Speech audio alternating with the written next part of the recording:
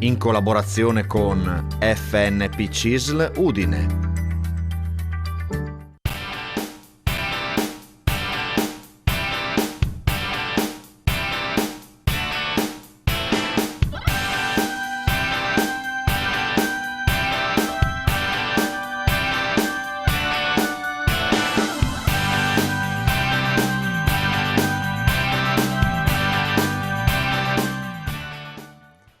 Eccoci qua puntuali come ogni mercoledì con lo Sportello Pensionati. Vediamo subito chi sono i nostri ospiti con noi oggi in studio. Alla mia destra Roberto Duca, che fa parte dell'FNP CISL di Udine e fa parte del comitato INPS. Alla mia sinistra invece Tiziano Manazzone, che è agente sociale e fa sempre parte dell'FNP CISL di Udine. Intanto come state? Tutte e due bene? Bene, bene. Tutte e due bene, da un po' che non ci si vede. Sì. Beh, oggi dovreste essere abbastanza soddisfatti dal punto di vista sindacale, se non altro per il fatto che a Roma venite ascoltati, no? Le parti sociali vengono ascoltate, quindi anche i sindacati. Quali sono le aspettative? Ecco, le nostre aspettative sono che si vada su una strada di concertazione, cioè i momenti più importanti e difficili del Paese, mi ricordo soprattutto il governo Ciampi, aveva inviato un discorso di concertazione dove le parti sociali trovavano la soluzione ai problemi. Oggi abbiamo problemi molto gravi, oltre al discorso della pandemia e dei vaccini, c'è il blocco dei licenziamenti che scade in marzo. Certo, quello è il nodo cruciale. E quindi qui c'è tutto il discorso degli ammortizzatori sociali che dovranno essere rivisti. Poi c'è il reddito di cittadinanza che secondo me non va abolito ma va migliorato, perché ci sono alcune pecche che sono venute fuori in questo discorso, gente che ha preso che non doveva prenderli, oppure i posti di lavoro che dovevano essere anche ricavati attraverso questo meccanismo non si sono trovati. Poi c'è il discorso delle pensioni. Qui noi abbiamo delle proposte su una flessibilità in uscita, soprattutto se pensiamo al discorso delle donne che hanno dei periodi mancanti nella loro vita lavorativa dovuta all'assistenza ai figli o agli anziani, e poi c'è un tema che per noi è fondamentale, quello del fisco. Noi qui da anni ribadiamo che sia noi pensionati che i lavoratori dipendenti sono quelli che pagano soprattutto loro l'IRPEF, e quindi c'è anche qui da rivedere il discorso delle tassazioni in Italia e quindi di fare una riforma fiscale. Ecco, noi abbiamo fiducia che su questi temi il sindacato venga sentito, senta le nostre proposte e soprattutto si trovi una soluzione condivisa tra le parti. Beh, tanto il primo passo è fatto, no? Sì, il primo passo è importante. Solo l'idea di poter essere ascoltati, che ci sia questo dialogo iniziale. Sì, è importante. Siamo già, contenti io penso, su questo perché non sempre è stato così. Molti governi non ci hanno mai ascoltati oppure ascoltati poco o niente. Ecco, io direi che i nostri amici telespettatori possono già cominciare a telefonarci allo 0432 57 3517 o inviare sms al 393 186 1551. Intanto è già arrivato un messaggio, questa persona si è presa per tempo perché ha inviato il messaggio questo pomeriggio. Mi chiamo Paolo, maturo 42 anni e 10 mesi di contributi al 31 di marzo. A marzo devo fare un intervento al ginocchio e mi hanno detto che dovrò fare, oltre appunto dopo l'intervento, una lunga convalescenza.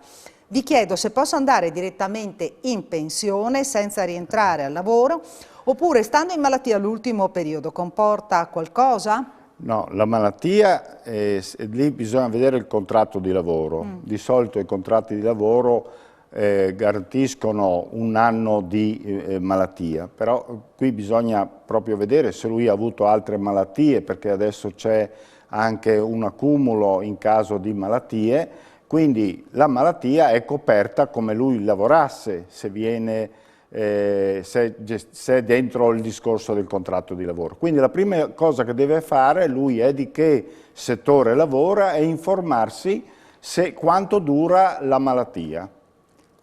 Esiste ancora il piccolo prestito per ex INPDAP, no? Dovrebbe essere.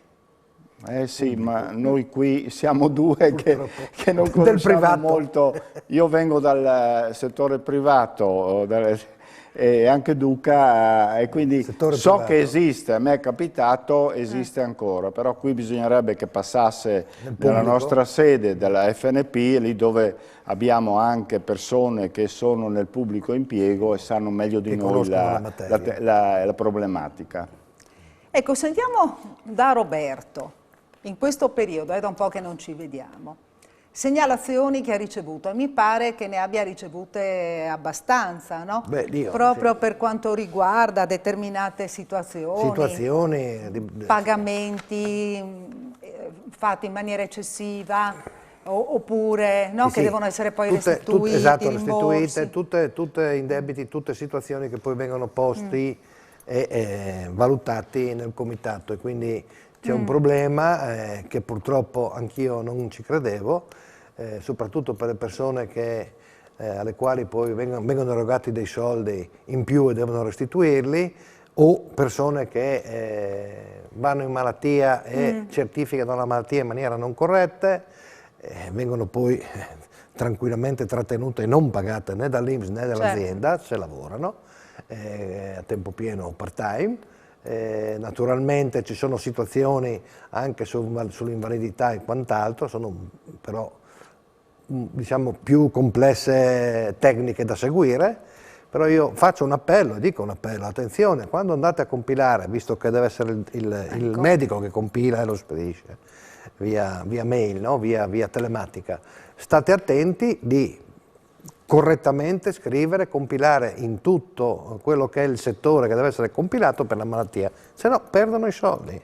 Poi scendiamo in qualche particolare, perché proprio c'è un caso particolare di questi giorni. Sì. Sentiamo chi c'è al telefono adesso. Pronto? Buonasera, con chi parliamo?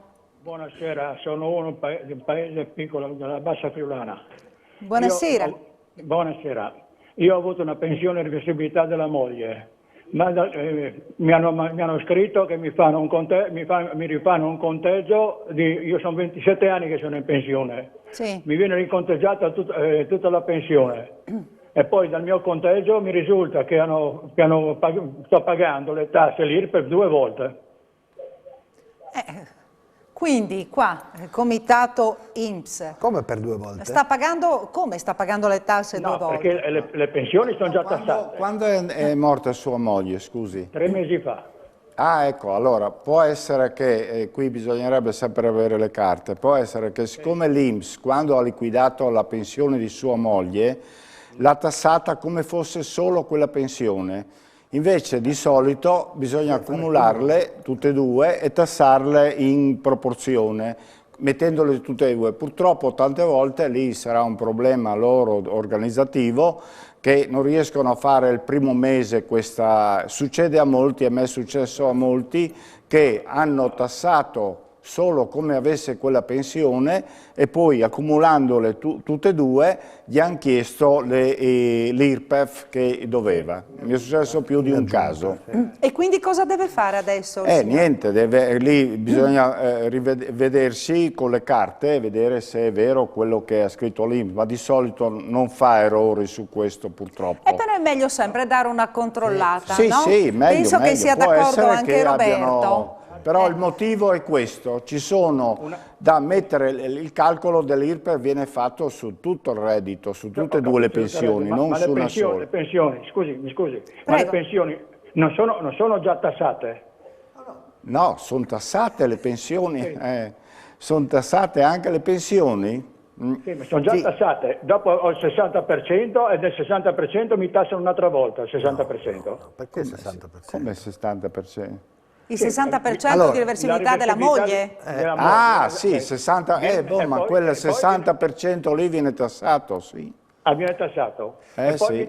mi trattengono d'ufficio. Cioè anche se la pensione non arriva a 8.000 e qualcosa, non paga nessuna tassa, ma se supera ci sono le aliquote in base ai redditi, no, che ci sono. Sì, no, è sopra, ovviamente. Però dopo mi trattengono anche 30 euro, mi trattengono anche 30 euro al mese d'ufficio? Perché? Perché gli hanno mandato probabilmente una lettera dove è scritto quello che non gli hanno trattenuto prima di IRPEF. Non so io. Ma deve essere arrivata questa lettera, eh? No, Lei deve venire, venga nei lettera. nostri uffici con la lettera e vediamo assieme e ne parliamo. Perché dove siete in uffici voi? Di che zona è? Di che zona è lei? Io sono di Lavariano. Ecco, Lavariano. Mortegliano. Adesso, la sede CIS di Mortegliano, dove ci sono anch'io, il martedì, giovedì mattina, piano piano arriveranno anche quelli dell'INAS, quindi deve venire con tutto quello che ha in mano per capire cosa è accaduto nella pratica, aggiungendo la pensione di reversibilità o di sua moglie. Poi si riesce a capire il funzionamento e cosa ha fatto l'INPS, perché sennò diventa un problema. Lavariano o Udine, all'INAS di Udine o all'INAS di Codroipo con certezza. Anche domani, che è giovedì, vengo a... Sì, ci sono le persone, ma probabilmente non trova l'operatore INAS domani.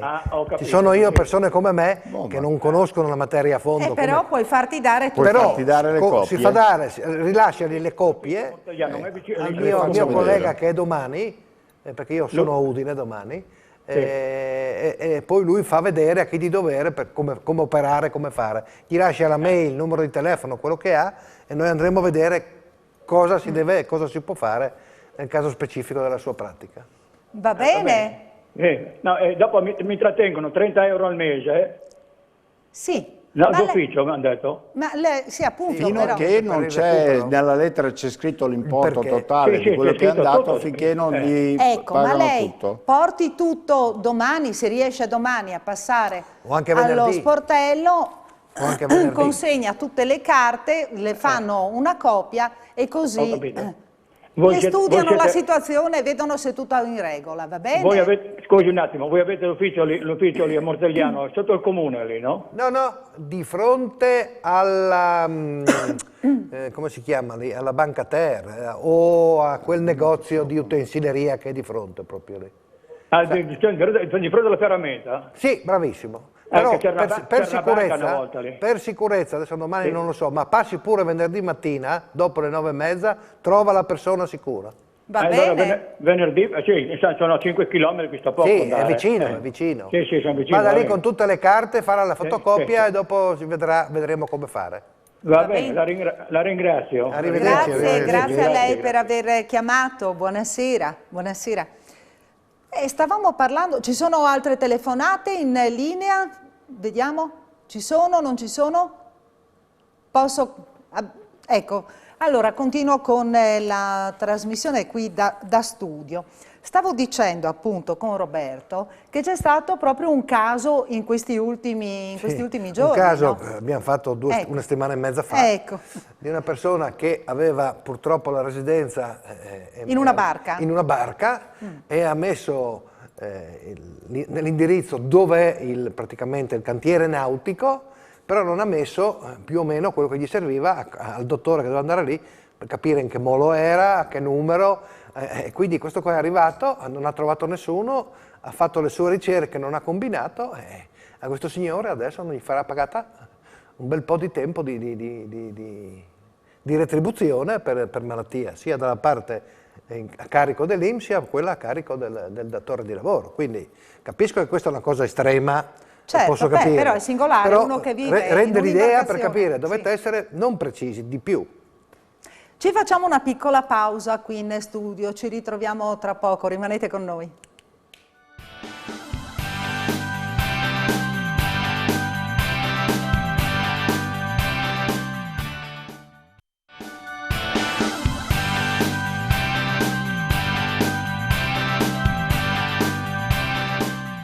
Ed eccoci nuovamente in studio. Tiziano ci vuole parlare a tutti i costi dell'ISEE.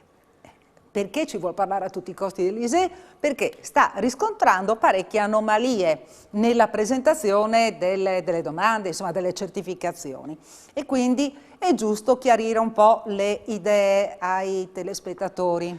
Allora, la prima cosa è che quelli che hanno fatto l'ISEE nel 2020, il 31 dicembre 2020 è scaduto. Molti non lo sanno e credono, io ho fatto l'ISEE e sono a posto. Basta, non faccio sono più. a posto. No, deve essere rifatto. I nostri CAF adesso stanno facendo gli ISEE a pieno, proprio perché c'è tante persone che hanno bisogno di un aiuto e devono essere, ad esempio, per tutti i servizi, diciamo, sociali, deve essere presentato sempre l'ISEE. Quindi io, ad esempio, faccio una raccomandazione a tutti gli invalidi che hanno una certa età di fare l'ISEE, perché per qualsiasi servizio che chiedono viene chiesto l'ISEE. Questa è la prima cosa. La seconda, ho riscontrato che molte volte molte persone, essendo anche in famiglia i figli, dicono io se faccio l'ISEE mi viene fuori una cifra alta e non ho diritto a niente. Attenzione, per i servizi soprattutto legati al problema della salute, no? Può essere fatto anche l'ISEE di familiare ristretto. Cosa vuol dire? Che solo i due, il marito e la moglie, anche lo fanno, se ci sono i figli conviventi. Anche se ci sono i figli, però uno dei due deve avere almeno un'invalidità minima del 67%. In quel caso lì può fare l'ISEE per familiare ristretto per aderire a questi servizi sociali. Un'altra cosa che volevo dire, attenzione, nell'ISEE molti fanno un po' di confusione nei documenti che devono portare. Sì. Noi abbiamo in tutte le sedi, consegniamo il volantino, però allora va portato il 730 ultimo, quello fatto nel 2020, che riferisce al reddito 2019. Invece il saldo sul conto corrente imposta o in banca non va fatto come veniva fatto una volta dell'anno precedente, va fatto in questa volta il saldo al 31 dicembre 2019, non quindi al 31 dicembre 2020, al 2019 perché il 730 anche era quello del 2019, quello che abbiamo fatto nel 2020, e la giacenza media lo stesso nel 2019. Comunque di solito le banche o la posta dove hanno il conto questo dovrebbero saperlo, ma mi è successo molte volte, ho sentito dire che la banca e la posta gli hanno fatta quella del 2020, deve essere portata quella del 2019. Ecco, l'altra... Quindi stare attenti alle certificazioni, stare attenti praticamente altra a tutto. Cosa che noi, come il nostro CAP lo fa sempre, ma lo raccomando a tutti, anche quelli che non lo fanno con noi, che il 730 va sempre tenuto una copia a casa, perché quando si deve fare anche i documenti bisogna averlo. E l'altra cosa è quando vengono, ad esempio anche questo noi lo diciamo, quando vengono a fare il 730 di chiedere anche il CUD, si chiamava CUD, adesso si chiama un altro nome, no? Dell'INPS, che anche questo, che fra l'altro su questo a me capita tante volte nelle pratiche, c'è scritto anche la categoria, il numero della pensione, che è una cosa che molte persone non si ricordano, non sanno dov'è, perché quando arriva la pensione, io la raccomando, una volta arrivava, i miei genitori, mi ricordo, avevano il libretto con scritto il nome della categoria e il numero, adesso arriva da parte dell'INPS un foglio che è scritto anche l'importo della pensione, ma tante volte viene perso, e invece questo è come una carta d'identità. Adesso, quando, come quel signore di prima che ha telefonato, che ha avuto, lì se noi abbiamo la categoria e il numero della pensione, riusciamo subito ad avere. Quindi io gli dico che queste sono carte d'identità che vanno tenute conto e non perse. Ecco, una raccomandazione, perché vedo che molte volte, anche quando faccio le pensioni di reversibilità, nessuno sa che categoria aveva o il numero della pensione. Un'altra cosa... Anche perché in questo modo si ritarda poi anche nella consegna, nella presentazione di tutti gli incartamenti. Mentre così uno ha la documentazione esatta e riesce più celermente a fare tutte le carte. Quindi una raccomandazione, io so che negli anziani è più difficile, ma adesso I giovani possono andare con lo SPID, con altri, a vedere tutto sul computer, però gli anziani, io vedo dove, e io sono uno fra quelli, non sono tanto pratici col computer di andare a vedere la propria pensione, l'importo, le trattenute. Noi con queste carte possiamo riuscire a dare una risposta più completa alle persone. Grazie. E andiamo da Roberto. Altre segnalazioni ricevute ultimamente? Perché il comitato INPS riceve segnalazioni. Si diceva anche dei pagamenti indebiti, no? Sì, dei pagamenti indebiti, persone che comunque o per la morte o di qualche genitore, gli eredi non si muovono, non vanno a vedere o fanno la richiesta, come è successo anche delle quote finali di pensione se ha superato un certo periodo di tempo nel mese, no? E quant'altro. Poi non si fanno sentire, non vanno a vedere o non sanno della situazione dei genitori, Sì. capitano queste cose dove vanno a chiedere gli indebiti e quindi a chiedere la restituzione dei soldi pagati in più. Anche qui, quando vi accade questa cosa qua, subito dal patronato vedere cosa c'è, portare tutte le carte, vedere se correttamente l'INPS ha agito nella maniera più corretta e seria. E poi, quando hai queste possibilità, puoi anche chiedere una soluzione rateale, magari di rate, rispetto anche alla possibilità che uno ha, no? Certo. E quindi va lì e poi sennò si innescano meccanismi che non E sono comunque tanto... mettono te nelle pesti che devi Sì, appunto, cercare di appunto. risolvere. Quindi, Sentiamo chi c'è in linea adesso, poi magari riprendiamo il discorso. Sentiamo chi c'è, pronto, con chi parliamo, buonasera. Pronto, buonasera, mi chiamo Trevigiano Silvano. Buonasera signor Silvano, da dove chiama, scusi? Da Pasiano di Pordenone. Da Pasiano di Pordenone. Prego, che problema ha, signor Silvano? Una semplicissima domanda, perché vi ascoltavo poc'anzi, il signore alla mia destra del televisore, quello lì con pochi capelli, che non mi ricordo il nome, Con pochi che ce l'ha alla sua sinistra. Ma mi pare che qui a capelli non è che Siamo messi male? Sì, ha ragione lei. No, sono tutti e due con gli occhiali. Cerco di essere molto sintetico. Sì, scusi Io per... sono un invalido al Sì. 90%. Sì, E il signore mi diceva che dovrei fare la presentazione ISEE dicendo 2019. È esatto? sì? Sì? La seconda domanda, di chiedere di farmi l'estratto, diciamo, familiare, l'indicatore familiare ristretto. È giusto? Sì? Sì? Esatto. Molto bene. L'ultima domanda. Io una volta che ho fatto queste due cose qua, avendo mia madre pensionata di 85 anni e vivendo insieme, qual è il vantaggio che potrei avere? Io avrei finito come domanda. Allora, ci sono, ripeto, tutti i servizi che vengono dati a chi è invalido, ad esempio chi è allettato oppure che non può muoversi, parlo ad esempio per sua madre, lei vive con sua madre, non ha bisogno, ma ci sono i servizi che, per quanto riguarda i pasti a casa, per quanto riguarda anche il FAP, il Fondo Assistenza Possibile per chi sono gravi, che in questo caso viene preso in considerazione solo questo familiare ristretto, non viene preso, mentre se lei con il suo ISEE deve chiedere la riduzione delle tariffe elettriche oppure del gas o della luce, gli tocca fare quello completo. Però per tutti i servizi legati all'invalidità, quindi vale fatto quello ristretto, che è più basso in pratica e quindi dà più vantaggi, perché ad esempio per chi ha i pasti caldi a casa viene fatto in base all'ISEE, più l'ISEE è alto e più uno paga, più è basso e più viene dato un contributo.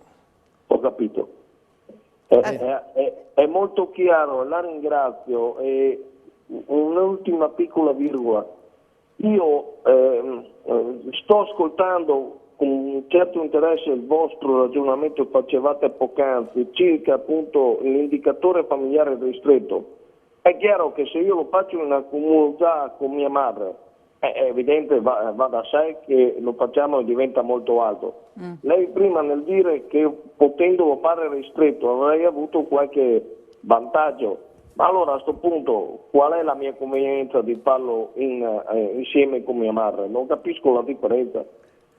No, la differenza è se lei è solo lei e sua madre. Sì, se siete solo voi due. Stava Stava parlando ma di ci sono marito casi e moglie con in cui figli io ancora. ho riscontrato che ci sono i due genitori, 3-4 figli che lavorano, e in quel caso lì, se faccio l'ISEE familiare con tutti compreso, questi lavorano, l'ISEE viene molto alto. Se invece lo faccio ristretto solo ai due coniugi, è molto più basso, sempre che uno dei coniugi abbia il 67% almeno il 67% di invalidità.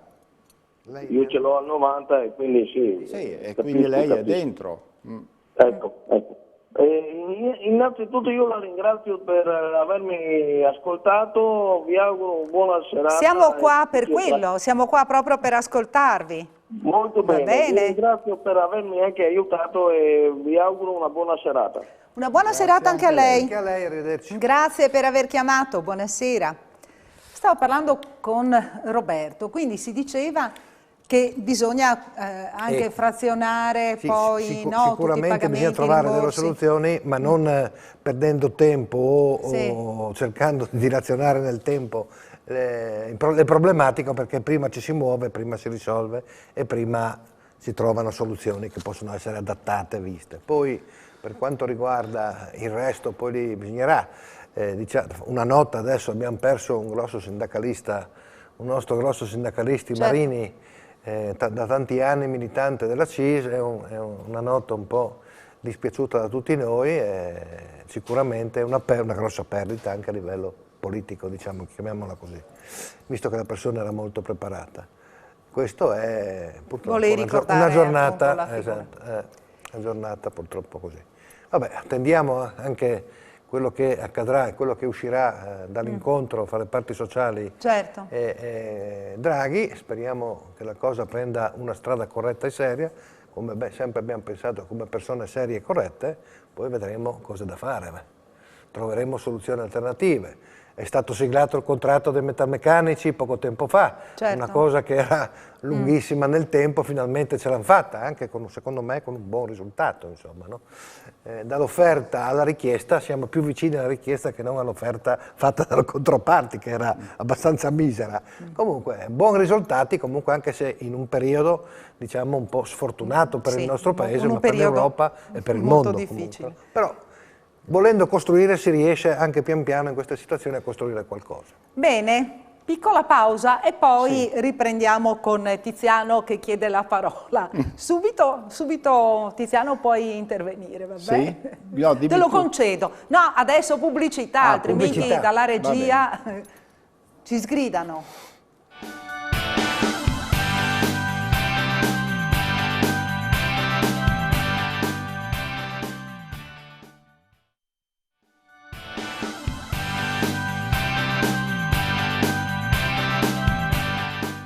Ed eccoci nuovamente in studio. Tiziano, velocemente perché abbiamo una telefonata. Allora, la prima cosa è chi è abbastanza vicino alla pensione, che gli manca 3-4 anni, non aspettare l'ultimo anno per venire a fare l'estratto certificativo, l'estratto contributivo, per vedere se tutta la sua situazione è a posto. Dopodiché, assieme, noi vediamo qual è la strada per lui che può percorrere, perché ci sono addirittura 24 possibilità diverse di pensionamenti. Ed è pronto qui Roberto. E qui non stiamo a spiegare, quindi bisogna avere l'estratto, vedere se tutto è a posto. Faccio l'esempio, gli uomini hanno tutti messo a posto il servizio militare, Per chi l'ha quelli fatto? che Per chi avevano l'ha fatto il fatto. servizio militare. Le donne hanno tutti i periodi di maternità messi in regola e anche quelli, sappiate le donne, che anche quelli fatti fuori del rapporto di lavoro possono essere regolarizzati. Altro punto importante, vado molto veloce. Possiamo sentire la telefonata e dopo continui? Dai, se no facciamo aspettare al telefono. Pronti, ci siamo. Con chi parliamo? Buonasera. Buonasera, sono Bernardis Roberto. Buonasera signor Roberto, prego. Abito a San Pietro a Natisone. Sì. Ho lavorato nell'ospedale di Cividale dal 1973 Sì. fino al 2005. L'altra settimana ho sentito una collega che lavora, che i turnisti, non ho capito insomma che agevolazioni, che cosa, no? Sì. Io ho fatto i turni, mattina, notte, festivi, eccetera, per 27 anni, poi mi sono ammalato per ansia e attacchi di panico e non ho voluto più fare le notti, fare le terapie e via dicendo. Sono stato in cura del centro salute mentale di Cividale, poi raggiunti non ne potevo più, mi hanno mandato a Gervasuta dove 4 dottori mi hanno detto puoi andare in pensione, ti mancano 2. Avevo 35 anni di lavoro, però mancavano ancora 2 a 37. Ecco, adesso lei è in pensione, dov'è? Cosa fa? Sì, ho 70 anni. Ah, bene. Allora volevo chiedere Prego. se posso riscattare quegli anni che ho fatto Di malattia? i turni di notte, 27 i turni di anni. notte. No, è previsto solo, spiego subito, per chi ha fatto i turni di notte c'è un'anticipazione della pensione, non un contributo in più. Cioè per chi, però adesso non stiamo a spiegare quante notti bisogna aver fatto all'anno e quante per quanti anni. Questi possono andare in pensione prima degli altri, ma non maggiorazioni. Ma non gli dà la maggiorazione sulla pensione? No. Ho capito. Va bene. Per lavori Volevo turnisti. chiarire questo particolare. Va perché bene, ho grazie. sentito, ai nostri tempi non ci hanno dato... No, non c'era, perché... C'era, è venuta no. fuori adesso, sì, in questi ultimi anni. Degli ultimi anni. Con la tabella dei Va bene, e usuranti per il fatto che mi hanno fatto inabile al lavoro, che mi hanno fatto inabile al lavoro, no? Sì. Quindi lei è andato in pensione come inabile, quindi ha preso quella pensione, ha una sigla che chiarisce che lei ha una pensione dovuta anche all'invalidità, all'inabilità. Inabilità al lavoro, sì, mi hanno mandato. Va bene. Grazie. Buona serata. Buona serata. Arrivederci anche a Buona lei. serata, grazie per aver chiamato. Ecco, Un'altra cosa... Sì, perché lo so che devi dire delle cose importantissime. No, un'altra cosa. Informazioni In importanti. questo momento so che i medici in ospedale sono super oberati di lavoro, i medici dell'SRA uguali, i medici di famiglia, molti sono andati anche in pensione ultimamente, c'è anche difficoltà a reperire i medici e abbiamo un problema molto difficile. E succede ultimamente che quando si deve fare la domanda di invalidità, chi è ammalato, no? Può anche perdere periodi perché non gli fanno il certificato medico. Allora voglio specificare una cosa, naturalmente con tutta la gentilezza, il medico dell'ospedale dove la persona è stata ricoverata, se vede le condizioni, può fare già lui il certificato medico. Lo può fare anche il certificato medico se la persona è in RSA, lo può fare anche quello. Oppure lo fa il suo medico di famiglia se è a casa. È successo molte volte che si è ritardato perché questa persona ha fatto 2 mesi in ospedale, 1 mese e mezzo in RSA e si è ritardato la domanda di invalidità.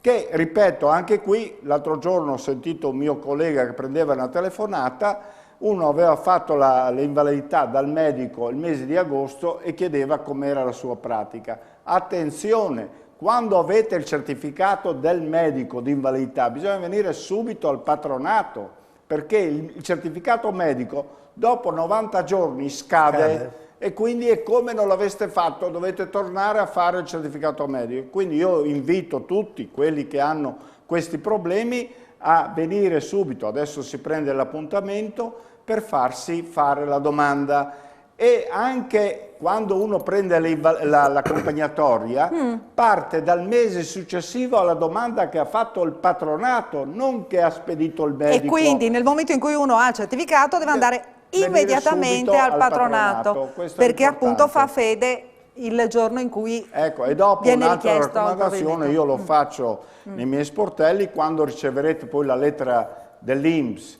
che dopo la visita fatta dalla commissione, venite lì perché vi spieghiamo quali sono i diritti che acquisite con quello che vi ha risposto l'INPS, che è importante anche questo, perché ci sono varie soluzioni che si possono, anche per chi ha l'accompagnatoria, c'è la possibilità del contrassegno, c'è il FAP, c'è il problema degli ausili, c'è il fare l'ISEE come dicevo prima, c'è il problema del salvavita, della 104, ci sono tutte cose che noi vi aiutiamo che devono a fare essere attivate per forza di attivate. cose. Ecco, questa è la raccomandazione.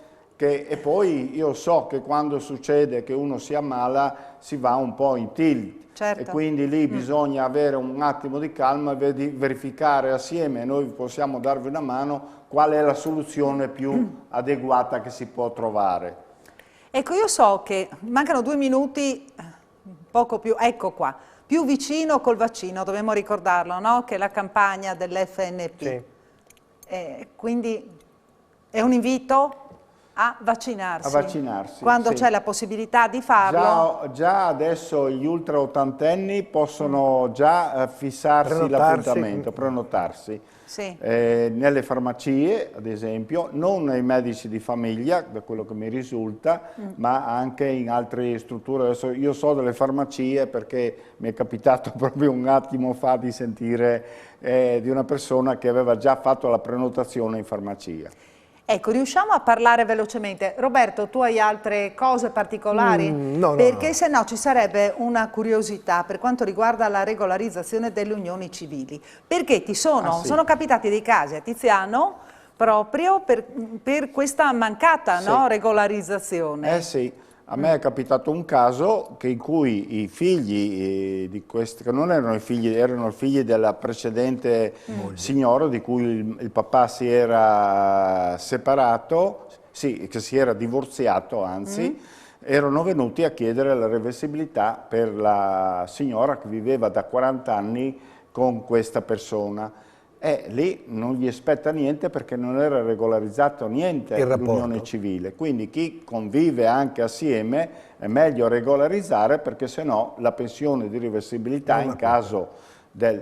E l'altra cosa che volevo spiegare era quello che ho sentito anche l'altra trasmissione sul divorzio. Attenzione, sul divorzio non è che non prende niente la persona che ha divorziato. Sì. Se, facciamo le ipotesi, il marito è morto, se questo aveva stabilito una rendita nel divorzio, spetta anche questa persona. Nella percentuale come che era stabilita nel momento quindi non è detto che sempre non c'è nulla. Nel divorzio non ci sia niente. Siamo alla fine? Siamo alla fine? Non posso fare altro che ringraziare Tiziano Manassone, agente sociale dell'FNP CISL di Udine, Roberto Duca, che fa parte del comitato INPS di Udine e anche lui fa parte appunto dell'INPS, dell'FNP CISL. Bene, grazie per essere stati con noi. Grazie, e noi con la rubrica Sportello Pensionati ci vediamo mercoledì prossimo, sempre alla stessa ora. Arrivederci. Arrivederci.